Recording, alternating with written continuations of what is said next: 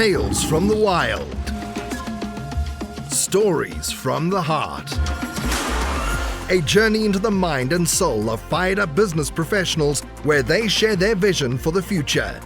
And hear from a different non-profit organization every month as they create awareness of their goals and their needs. Dive into a world of untamed passion as we join our host, Shireen Buerta, for this month's episode of Friends from Wild Places. All right. Welcome, Shireen here, your virtual boutique bookkeeper and QuickBooks advisor. Your books are the backbone to your business. So are you drowning in paperwork and struggling to keep up with your bookkeeping tasks? It's time to consider outsourcing your bookkeeping to the experts at Shireen's Bookkeeping Services. We take the burden off your shoulders so you can focus on growing your business. We are looking for business owners who want to experience the freedom and peace of mind that comes with outsourcing your bookkeeping. P.S. Way more affordable than a full-time employee. So go check me out at www.shireensbookkeeping.com and allow me to keep your books clean so you don't have to. Shireen's Bookkeeping Services, your bookkeeper for the future. All right, welcome back, listeners. You are listening to Friends from Wild Places with myself, Shireen, and my wonderful co-host and mortician, Tanya Scotece. Welcome. Tanya, we do have something exciting to tell the listeners. And I don't know if you would like to share or you want me to share. It's quite a recent thing that we've set up for the podcast for all our listeners that are committed supporters. We have actually set up a subscription for bonus content. So if you want to listen to us a little bit more and more often in the month, we are putting out some extra bonus content, which you can easily access for a little $5 a month, where you can go and get some extra juicy stuff with me and Tanya. So we're really looking forward to that and throwing out some extra content for you guys, right, Tanya? Yes. Well, good morning, good afternoon, and good evening, everyone. It's a pleasure, Shireen, to be here with you as always. And so our listeners have actually asked us if we can go a little bit deeper on some subjects that are a little bit more sensitive. So that is the reason why we are, for coming up in 2025, doing a $5 a month subscription for deeper content, talking about, for example, struggles with weight, struggles with image, struggles with relationships, getting just, how do you get up and go about your day if you're feeling kind of down? So kind of those subjects there that we're going to be diving a little deeper, $5 a month just to help our podcast. And again, it's always a pleasure for Friends from Wild Places to bring you fresh content. And today we have a lovely guest. We have Miss Janet McGee. It's just an honor and privilege to have you with us, just to share your story and your journey. I've talked to you in depth, and I always have more questions that come up after we speak. So I'm always looking forward to sharing your perspective and, just diving deeper into your mission and about why it has become your mission. So welcome, Ms. Janet. Thank you. Thank you for having me. I'm excited to be here. Awesome. Well, Janet McGee, MBA, is a 2002 graduate of the University of Minnesota Mortuary Science program and worked as a Minnesota licensed mortician in her earlier career. She later attained her MBA and established herself in the corporate world for almost a decade. When her 22-month-old son, Ted, died tragically in 2016 from a furniture tip-over accident, she left her career behind to advocate nationally for furniture tip-over prevention. McGee is the founder and president of the Lifted LLC, short for The Life of Ted, which provides modern education to death care professionals in over an ever-changing world.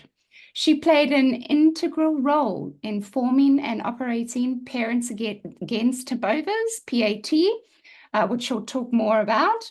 She was instrumental in passing the Stop Tipovers of Unsafe, Risky Dresses on Youth, which again, we'll talk about that act a little bit more later, which became effective in 2023 and has required furniture manufacturers to follow a stronger and mandatory safety standard before selling dresses to consumers in the US. So that sounds super exciting, and we will dive a little bit deeper into that coming up on the next few episodes. So right off the bat, Janet, we love to just chat about, a quote of the day.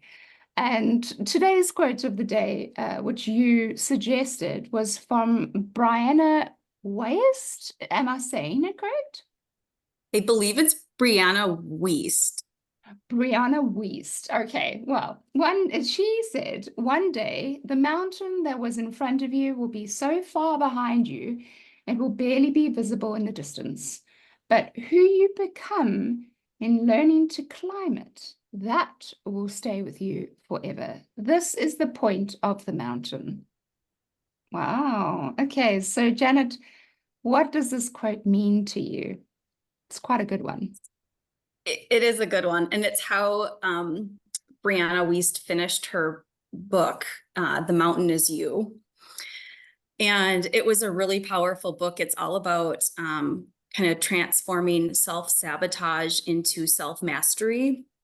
And I really appreciated that quote because I guess I felt that a lot throughout this journey with Ted. And even before Ted had died, I felt that a lot in my life. Like, oh man, some of these hard things were happening, but for some reason, there was a lot to learn in the process, and it makes us better, right? Like we can become bitter over it, or we can become better. And it was just kind of that, hearing that in the book was just like, okay, this is perfectly worded. It's what I've kind of felt, but I had never had the words for it. And I guess that's why it stands out to me so much. It's beautiful. What a beautiful, beautiful quote. Janet, do you mind, walking our listeners through as far as, so you are a mortician, right? Licensed mortician practicing. Do you mind telling us a little bit about that as far as your journey into funeral service, and then kind of walk us through, what happened to Ted, and then how, you have become very passionate about your mission and your journey today? Sure. So I, from a young age, really wanted to go into accounting, Shireen.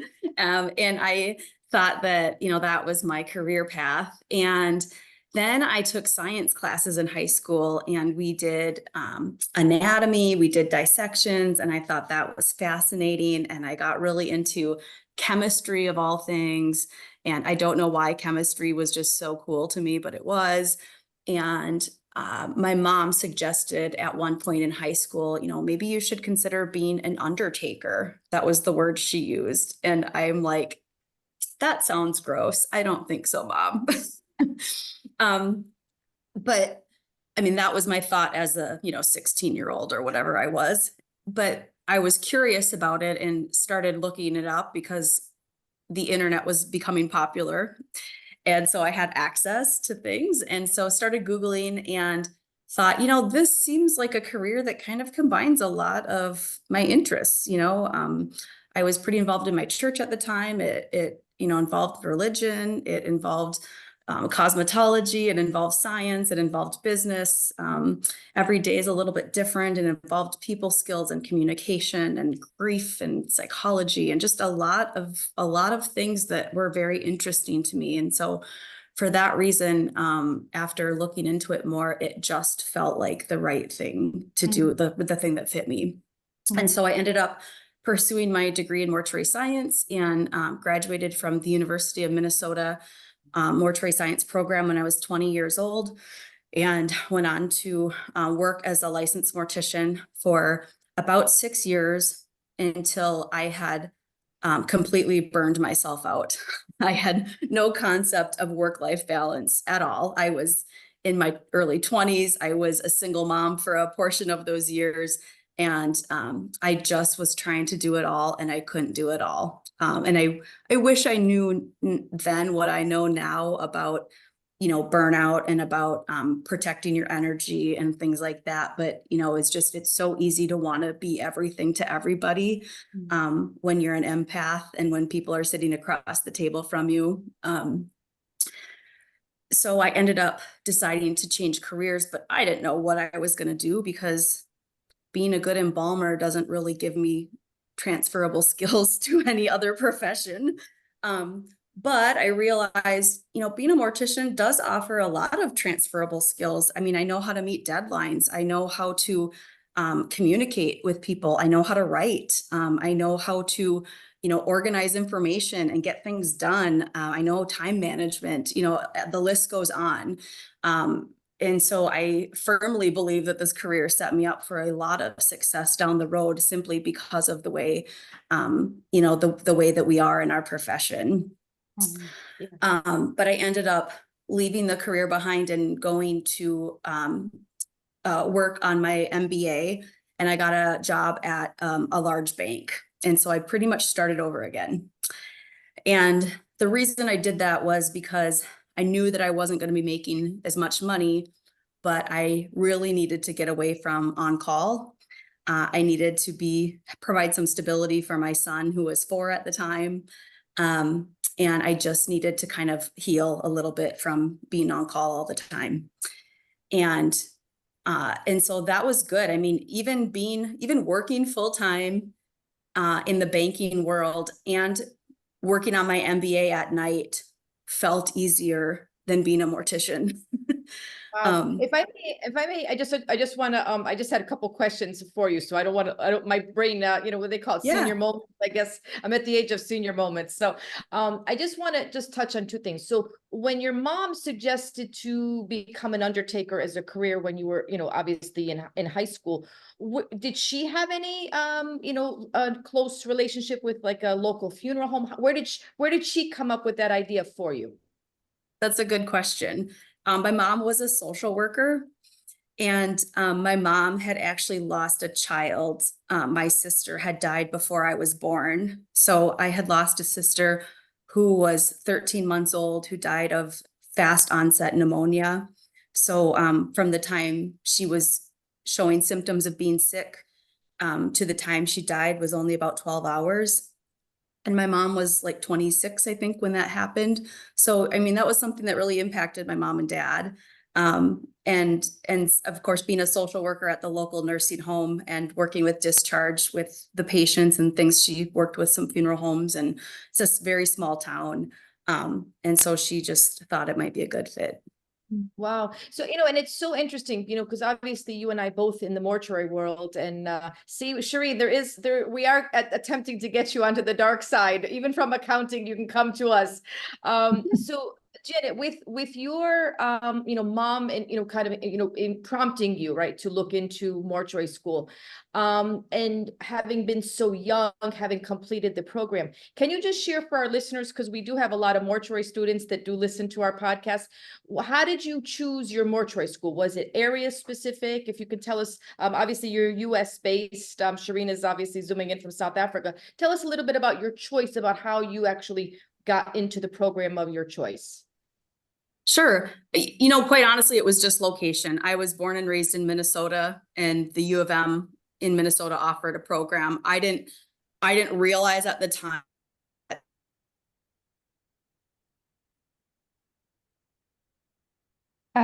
Janet, you've gone silent. Sorry, we've lost Janet's sound.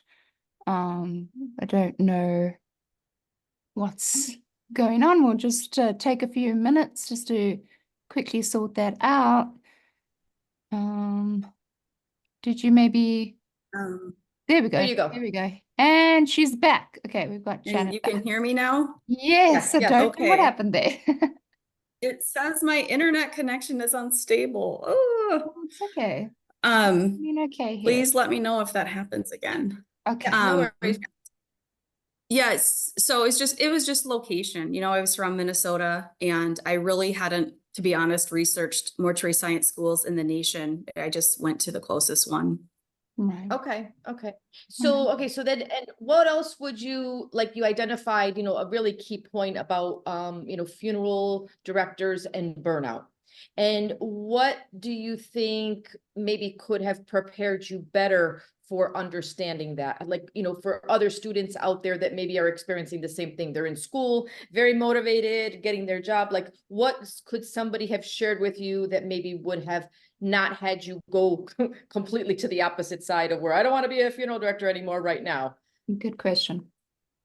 That is a good question. And it probably depends on the person. For me, I think I was so passionate and excited about this new profession that I just couldn't help but like put everything into it. And I wish I had understood better at that time the danger of that, that is going to be a very high risk for burnout if I choose to put myself into it like that. And the fact that that's not a bad thing, it's a good thing that you're so passionate about it. But what can we do to just find balance in that so that we can protect ourselves and mitigate burnout? Right. And I think, that's another, area of concern as far as people that are not used to being on call. It's like, so then they start doing like energy drinks to stay up, caffeine and, the Red Bulls and any other type. And then they have to go to sleep and now they're wired. So there's a lot of this up and down. And I mean, people, short term can function, but long term, it's just eventually catches up with everyone. So you're, as far as your education, your associate is in mortuary science? My bachelor's is in mortuary science, and then Okay. my master's degree is in business administration. Wow.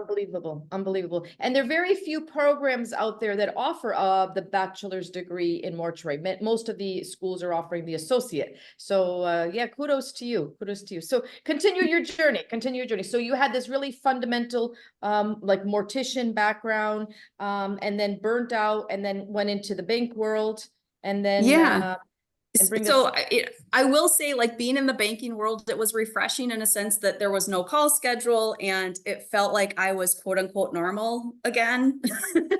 But I really felt like I lacked purpose, for lack of a better, I mean, I don't want to say I was a paper pusher, but I felt like, the things that I did mattered, but it didn't quite matter to the level that it mattered when I was a mortician. I felt like as a mortician, I really was impacting people's lives. And I think that that's something that I've realized the older I've gotten is, I really did love being a mortician, and it was a calling,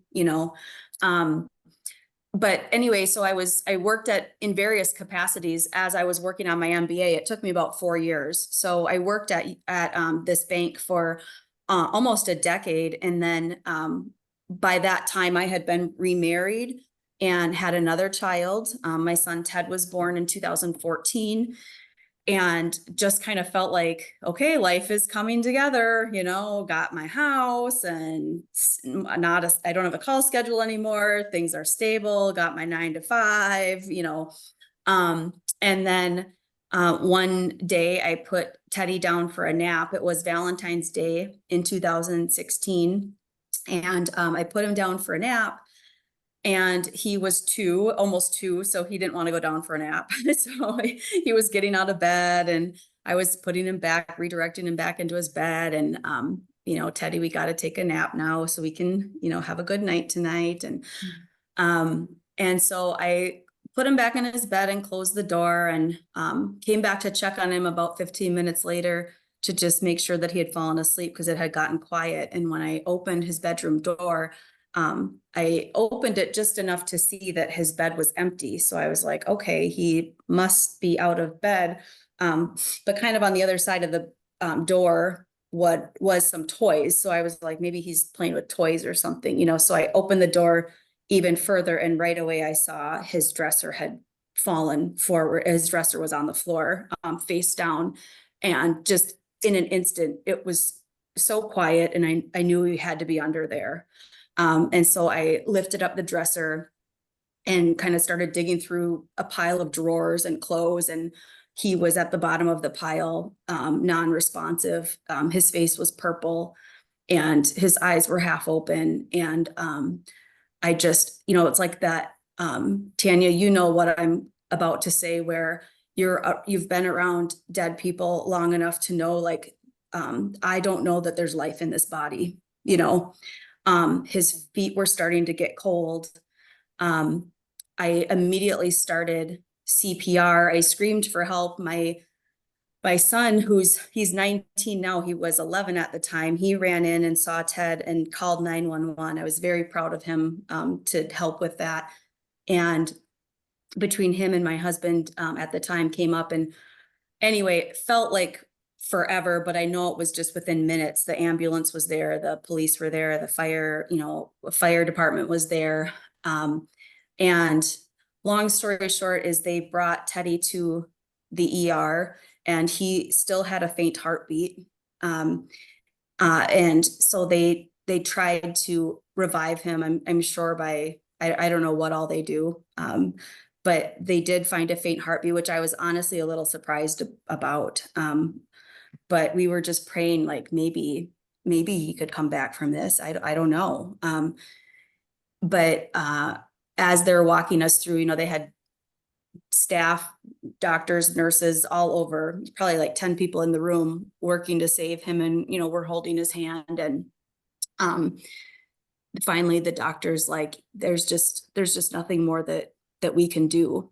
And so, we kind of said our goodbyes, and it was, it was like our prayers kind of went from like, God, please save him, to like, God, please just take good care of him, until we see him again. And it was, of course, very traumatic. And, I think what was eye-opening for me, and Tanya, you can probably relate to this too. It's like, it's one thing when you're serving families on one side of the arrangement table, but I always say, wow, sitting on that other side of the arrangement table is such a different experience when you're there and you're living it. It's like textbook. You think you know what it's like, and then all of a sudden it all comes like, wow, here's all these things that I really had no idea, and I think, well, I guess I'll just say, I'll pause there for a minute and ask, are there any questions up to that point in the story? And then I can kind of move on to what happened after. Right. Yeah. Well, So first of all, when I'm so sorry that happened to you.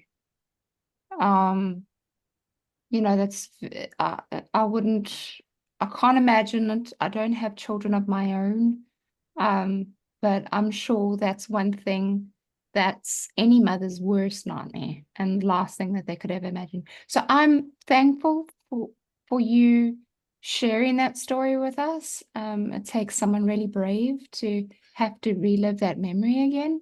But I'm glad we stopped there, because that is quite a heart-pulling story. So thank you for sharing that with us. I'd like to just take a breather and also just put in a little bit of a Buzzsprout ad. I think it's a perfect timing to do that as well.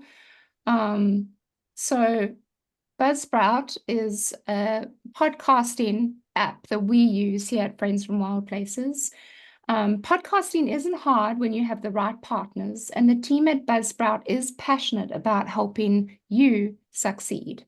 Join over 100,000 podcasters already using Buzzsprout to get their message out to the world. When we started this podcast, we didn't know that in the beginning, it's quite overwhelming and there's a lot to think about when forming your own podcast, editing, putting it up, advertising, all of that. But with Buzzsprout, it makes it super straightforward and easy. So to start your own podcast, get a $20 Amazon gift card, follow the link in the show notes. This lets Buzzsprout know we sent you. And it does help us, support the show and helps us to continue what we're doing. Tune in next week for part 2 from Friends from Wild Places. You've been listening to Friends from Wild Places with Shireen Bueta. Be sure to subscribe to the podcast from the links to catch every episode and unleash your passion.